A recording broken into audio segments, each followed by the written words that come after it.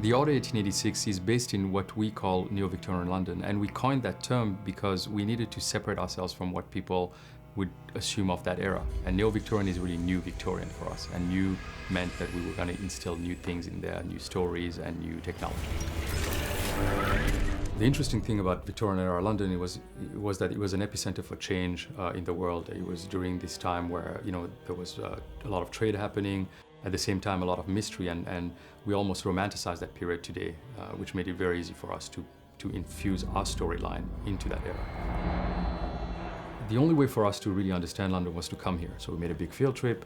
We brought in about 20 people, artists, producers, designers, because I really wanted them to understand what London meant. We took a lot of reference from places like Whitechapel, Mayfair, Westminster, all places that are depicted in the game, and also the texture of London, cobblestones, bricks, the way architecture is. We took about 37,000 pictures, video footage, about 150 gigabytes of data really that we went back with to the studio, and that's what we built, what the reference we built to rebuild London the way we saw it.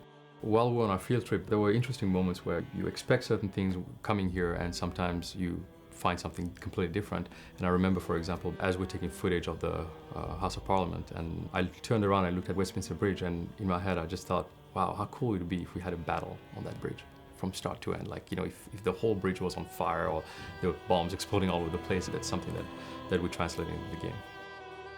We really wanted to replicate the feel and the life of the city as well. It certainly will feel a little more dark and ominous than what people expect, I think, in certain areas. Whitechapel is a great place to describe because it was a downtrodden area, what they call the sunken class living there. That feel, came from the technology we built for it, how we have this really thick atmosphere everywhere, how lighting works in our game. All of that basically, add to the realism and to be able to sell this world to the player. The way we approached our story, and to also keep it grounded in real life, we tried to echo a lot of things that were true of the time. We didn't want to recreate history, we wanted to twist it. And we always have this litmus test of how we're basically going to do that, and that comes from everybody working on the project. It does seem to me that what you've been able to capture here is the sort of dark, inward-looking, claustrophobic atmosphere of this city, which is, very poorly lit at night, which has streets which are slippery with filth.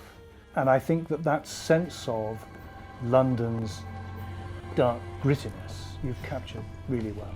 What we've tried to do in the Order, of course, the way we're representing this uprising is probably a little bit more prominent than what it was at the time. We have a rebellion rising, an actual organized, underworld, basically, taking up arms against the government. But in reality, there was real uprising, there was change, there was a big movement that happened into the 20th century.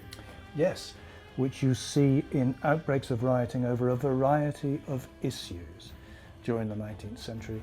Sometimes over the way the police are policing the city, often over politics. And so you've got a sense where London is, as it were, a city to some extent, at certain moments in time, a city on the edge, where it appeared at war with itself.